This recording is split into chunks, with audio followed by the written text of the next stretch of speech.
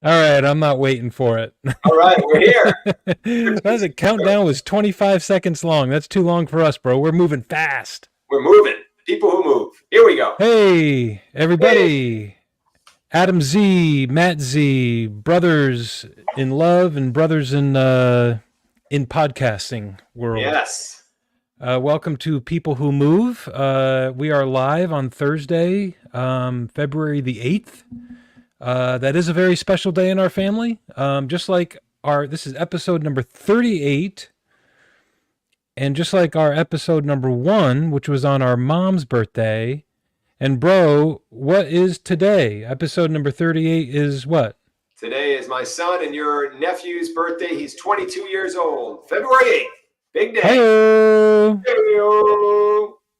that is a wonderful segue because we are going to be talking about younger people today. We're going to be talking about not just what you and I have learned, did some research projects, but I've been taking a lot of notes the past few weeks from you name the age, and I have some comments that I'll share. But mainly, I have something to share here. It's a visual. So why don't we just jump right in? We're talking about the untapped future leaders of tomorrow.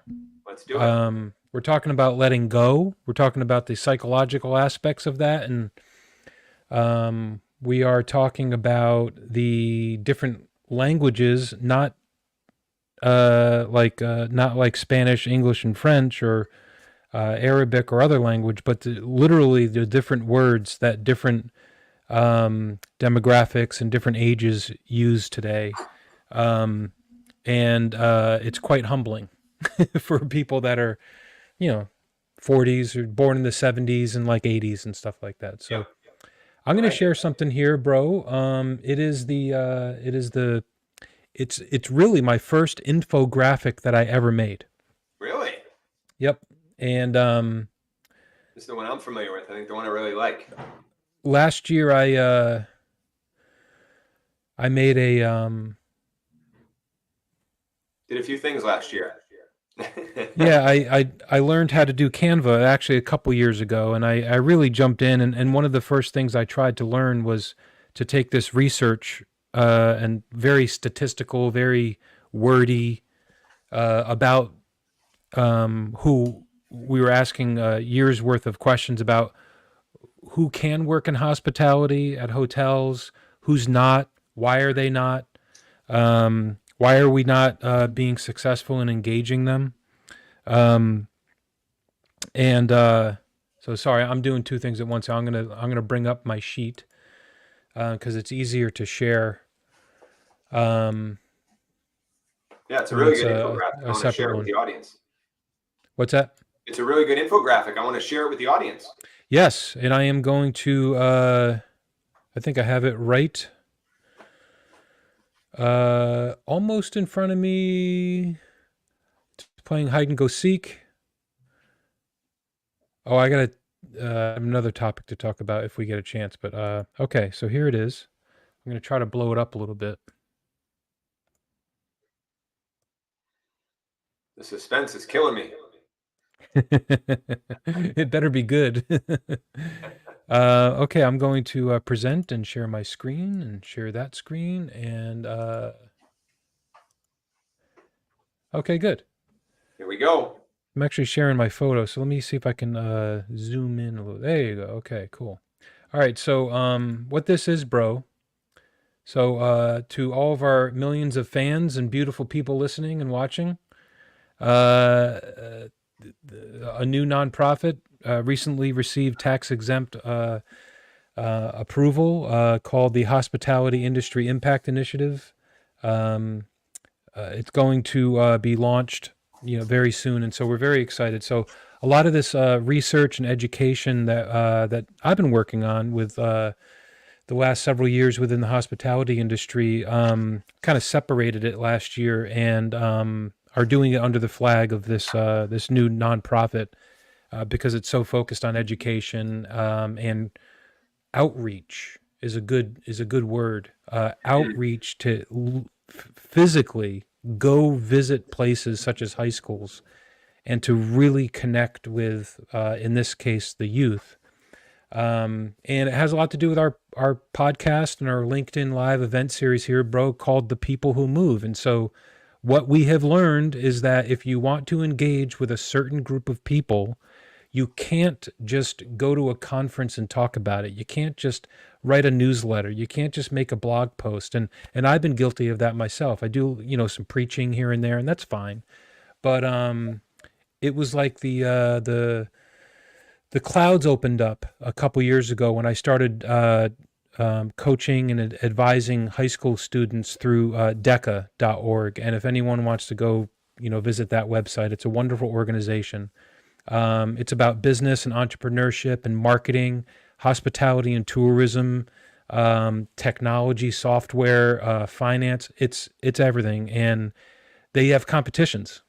And so I am later this month, I'm going to be a judge at the North Carolina State DECA competition, where the local high school that I am affiliated with, and Hospiama's been doing some sponsoring the last couple of years too, is that they're bringing 300 students to the state competition. Wow, that's It's amazing. huge.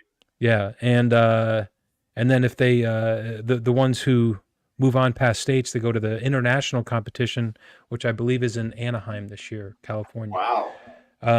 So it's really cool. So anyways, These are up and comers, right? The high schoolers, high school age people who want to go out and do their own thing and make a difference in their own way, maybe go a non-traditional path and just get engaged and apply their passion creatively to do something big.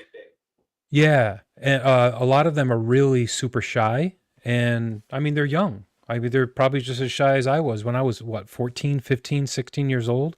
Yep. And it's an extracurricular activity that you can join. I mean, you actually join DECA. You have to be sponsored by a school, of course. They have ones in colleges also. And then people like me, professionals outside of the education or outside of the school, come in, and I do a lot of role playing and practicing for them. And really, they do pitches. We should do a whole episode about what they do. And so they at these competitions, they have local and then regional and state and national ones.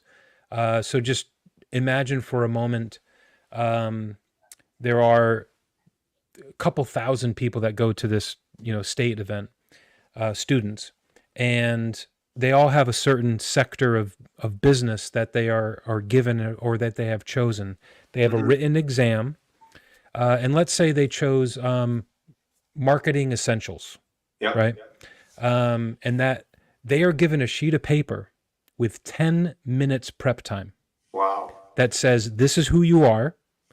You are the director of marketing at a grocery store. Yep. And you are meeting with the owner of the grocery chain, and they are considering doing local deliveries. Or no, they have decided to do local deliveries with a new van. How do you get people to become aware of that? Yep. The local community. And they have 10 minutes to prepare. And bro, Wow. it's blown my mind. The creativity, the amazing capabilities that, I know it's been a few years, but I don't remember having that much capability to conceptualize even that example, and then write down your notes, create some graphs, some visuals, and then they go and present to a stranger like me that's like 25, 30 years older than they are. And and it's just 10 minutes. It's what's that? 10 minutes is all you get to like plan it and execute it. The students get 10 minutes to know the scenario. Okay. And then they plan it in 10 minutes, and then they walk in and present their ideas to a judge. And then we have this very, structured and regimented judging criteria that we have to listen to. So I've learned a lot. I always tell them I learn more than they do, and I'm probably more nervous than they are. But I think I'm a pretty good judge. I put them at ease, and I just really want to get to their true self. And it's an amazing thing. That's not the point of today's DECA's not, but I can go on and on about DECA. Yeah. If anyone particularly in the hotel hospitality industry if you own some hotels, if you manage some hotels, just text me or reach out to me, adam@hospiamo.com. I'll hook you up with the state organization at DECA if you're curious about connecting with high school students. There's a number of other hotel and hospitality related organizations that connect to the youth also. I'm not saying it's the best and only one, but there's plenty. So you just got to take some action, ask about it, and then connect. I have received so many benefits from it. And Wow. That's fantastic. So do we want to talk about the infographic and go through it? Because I know you put a lot into this, right? Yeah. This is just the top here. So what this is, bro, is these are the groups of people that I'm calling the untapped demographics, or the untapped groups that I have found through, 1,000 interviews and meeting with people, taking notes. I like taking notes. So, there's particularly in the hotel industry. Okay. Yep. There is you type in hotel industry challenges. Just go to Google and type that in. Yeah. And you're going to see staffing issues, turnover, high turnover, low retention, lack of enthusiasm for it being chosen as a career, all this stuff. And that's what, I'm part of it. That's one of the reasons why I stopped going to these conferences that's specifically for hotels, nothing against them. But we as an industry have been highly ineffective in turning the corner or changing the game as it relates to engaging.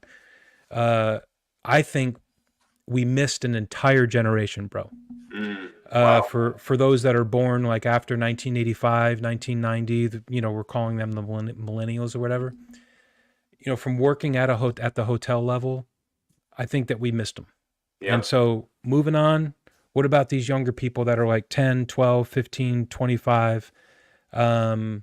There are ways that the big conversations around the industry, how do we connect and get them excited about it? So I'm like, it's not just the youth. And so I went through this process the last several years, and these are the groups. And so I'm just going to go one by one, and maybe you can ask me a couple questions about each one. The first, yes, is youth, the ages of 16 to 25, and I'm calling them the reverse coaches. So what do you mean by that? What I mean by that is that coaching in our generation has exploded over the past probably 10 or 12 years.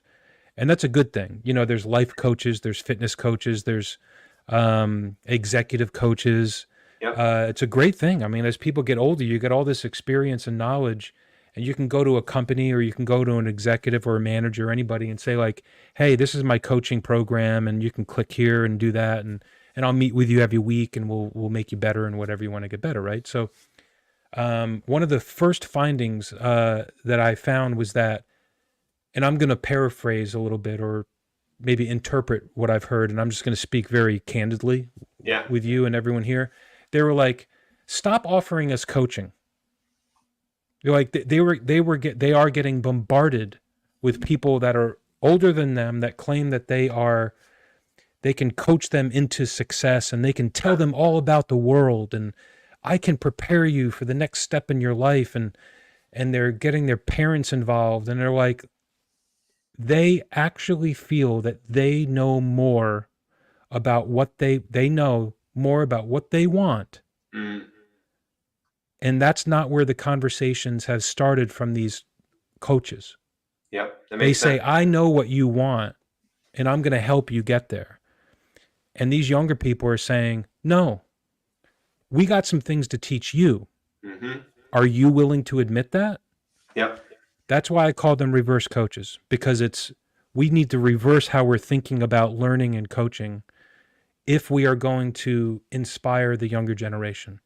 I think that we need to do more listening to them than we ever have. And so that's why I call them reverse coaches. I love it.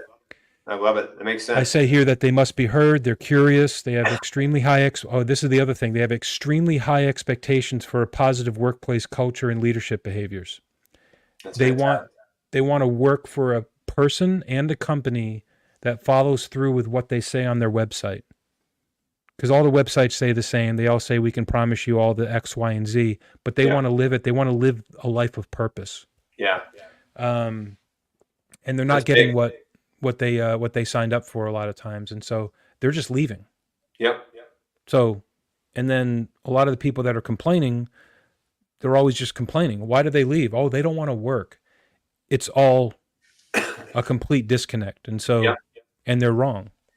So, next here, I think I have 6 groups. All right. The next group. Next is the aspiring entrepreneurs, creators, and artists. Are these some overlaps with like the youth, like overlapping with group 1 and group 2, or? Absolutely. Yeah. And plenty of overlap in all these. And Good. this is a very specific, I call it a demographic. Yeah.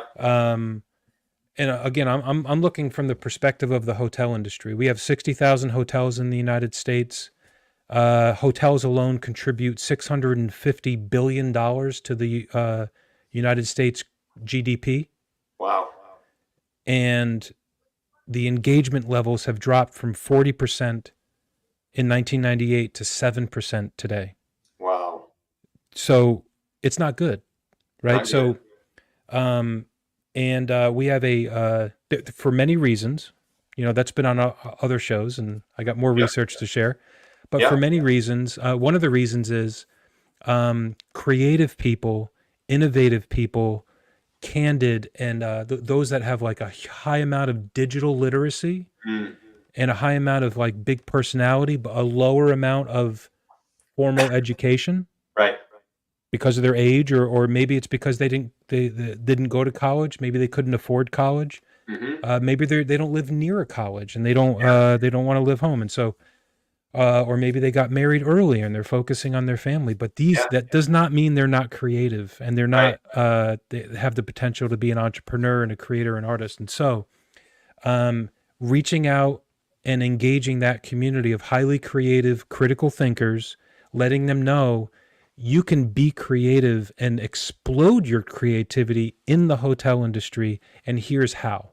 Yeah. Right. So that's the outreach, and very much of an untapped, because a lot of people assume that if I'm a creative and I have digital literacy and I could do digital marketing and Canva and social media, that that you can't get creative in the hotel industry. And in many ways, that's true, because we, as the industry, as we have gotten older, we don't always invite creative ideas if the person is not like a part owner or majority owner, and they get dismissed, and they're like, screw you, I'm out of here. I'm going to go use my creativity elsewhere. And they have. And so we need to focus on those.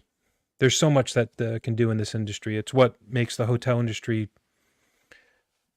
not necessarily better, but very different from other service industries, because hotels, the guests actually stay for over 40 hours per stay.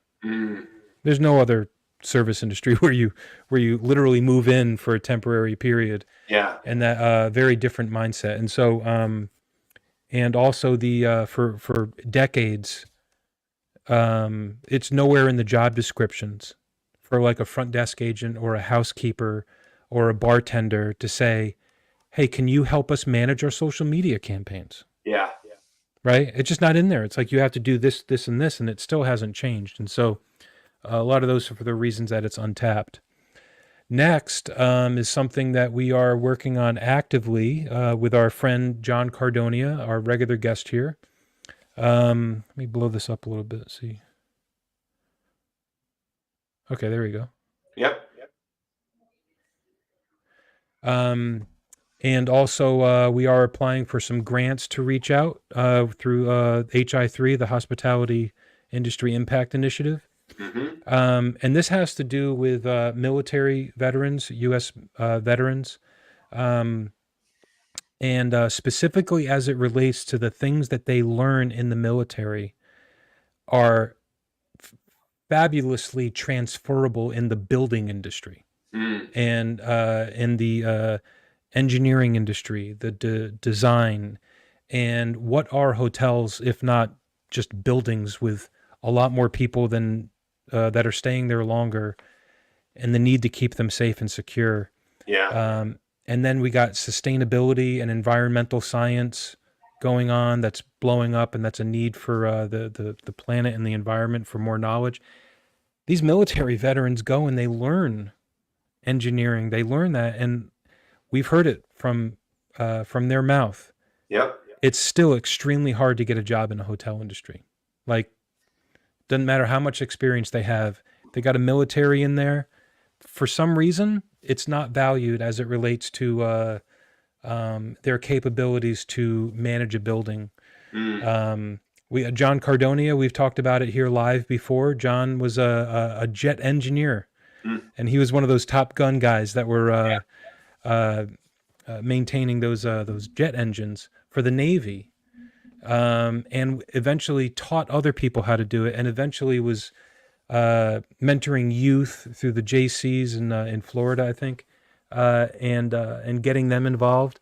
And the guy's resume is just, and then he started working in hotels, construction, project management, Yep. procurement, and he went long periods without even getting past a first interview or second interview. And it's just Yeah. so another reason that people, if you want to truly engage, you have to physically reach out. Yep. And so military veterans, building and safety engineers, there's a lot of jobs out there, bro, that are open for that. And there's Yep. there's like a moat in between the people that are out there saying, I'm looking for a job. I'm highly capable. I Yeah. even have some certifications. And you have all these jobs open over here. Then where's the gap? And so Yeah. it says transferable skills. They're very high performing. I had a psychologist help me out with understanding what their needs are. And so this has been reviewed by a psychologist. Nice. They are role models. They're very disciplined. They're very loyal. They're eager to learn, Mhm. even if it's a new skill. They love applying their knowledge. They have very high expectations for safety and security, and they're just awesome leaders and team players, because that's what Yeah. being in the military, in the armed forces, it's just beyond anything that we can really experience in business as far as being on a team when it's literally life or death. So Wow. Yeah. it's a wonderful thing. And so that's that group of people.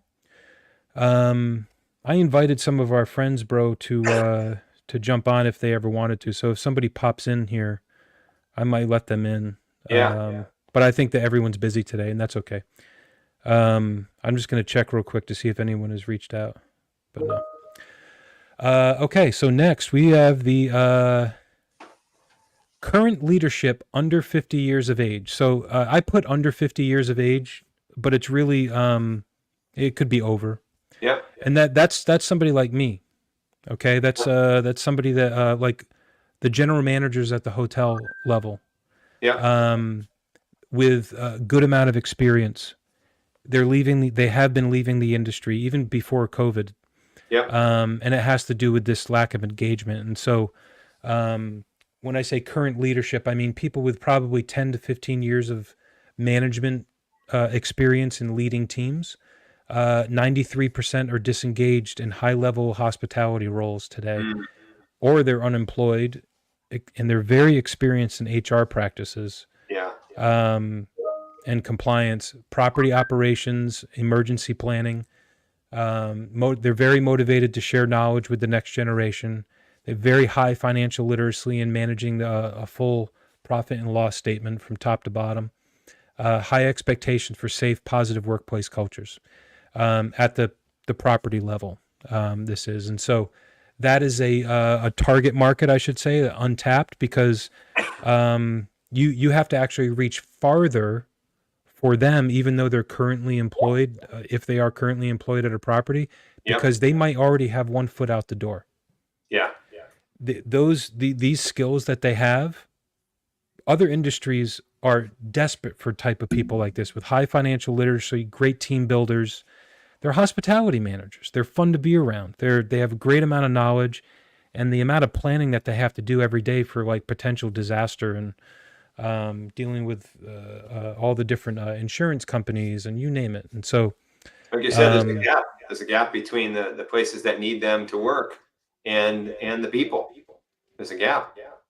Huge gap. And then if they currently are working as a general manager and they are working for a company where they perceive them as not being an engaging company, or maybe not, and it's a perception thing, Yeah. right? It's might not even be true. If they perceive that they're like, well, I joined this company a couple years ago, and I remember somebody telling me that I was going to get a really good chance for getting bonuses every couple years, and Mm-hmm. I haven't gotten one. They don't even talk about it. Stuff like that. So it's like that person might already be disengaged and out the door almost. And so you just got to reach a little bit farther to have these deeper conversations with them. And that's a big part of what we're doing here with this podcast and LinkedIn Live event, is by listening to them. Most of the people that we've had are fit this demographic here. Yep. Give them a platform. Yep. Give them a platform. And these are mentors too. These are the mentors that have their own networks. Okay, so this is quite a large. I have numbers to back this up, by the way, in the millions, but I don't know where I have that. But so this is women, Black, Hispanic, Indigenous, foreign-born, and influential, putting them in influential decision-making leadership roles. Okay, so on a very I guess maybe macro level or superficial level, we can say that there's an inequity, like at the board level. We could say that there is a gap in pay with the genders. We could say that there's at the corporate level, for what we see, again, a lot of this is perception, is that it's mostly male, and they're missing that female presence. Or from several of my female friends, they say they just assume that we're always going to be in sales and marketing, instead of, like CEO level. Yep. And that's very challenging. And so, again, if they're perceived as not being engaged at a higher level, this particular group, I write here that they're very influential. They're culturally diverse voices with high emotional intelligence, motivated by flexibility. So like scheduling flexibility, not needing to do a 9 to 5. Trust is most, I think it was listed as number one. They want to work for somebody that they trust and also gives them trust and trust them. Having a platform to learn. They love to lead and they love to act and take action. They're underrepresented in leadership. And now it's very specifically written here as far as influential decision-making leadership roles. Okay, so I have many friends in the hotel industry that are at like I don't know, I'm not thinking of one or any in particular, but you can promote someone to a senior vice president of sales and marketing, or an executive vice president of human resources or operations, or regional director of ops, or, but the reality of it is a title, and it's a salary bump. That's all good. And maybe that title will help them grow their career and have more influence and respect in the industry.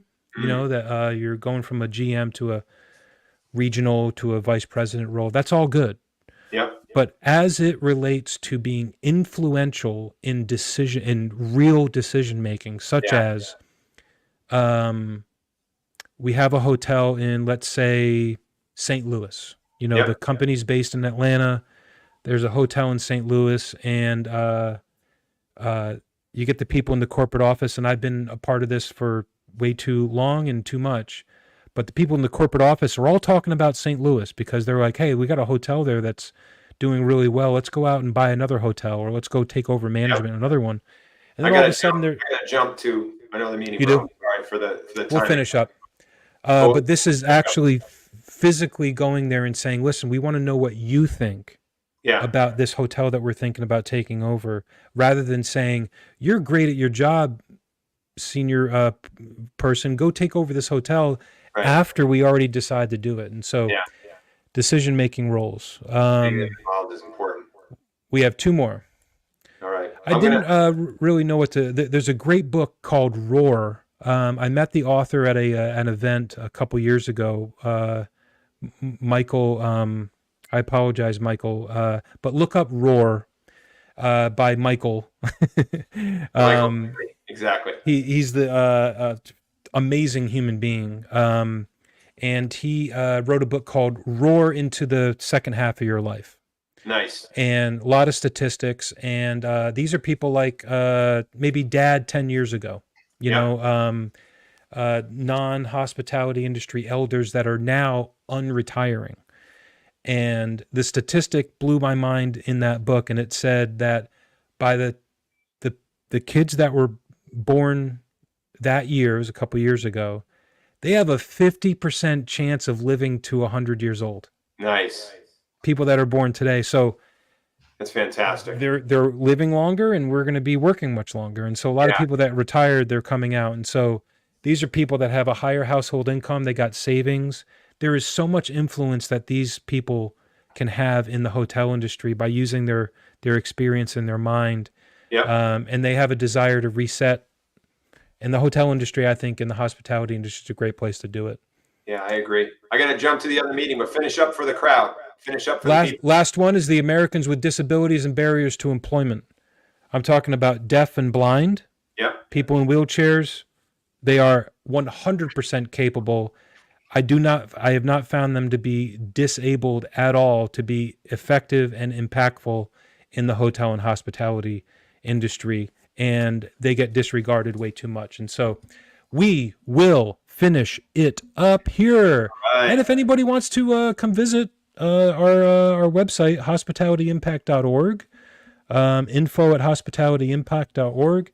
I'm Adam Zembrisky. This is my brother, Matt Zembrisky, and thank you so much for listening. You got to go. I love you, bro. And this was awesome. We'll do a follow-up another time. That sounds great. Love you. Bye, everybody. See ya. See ya.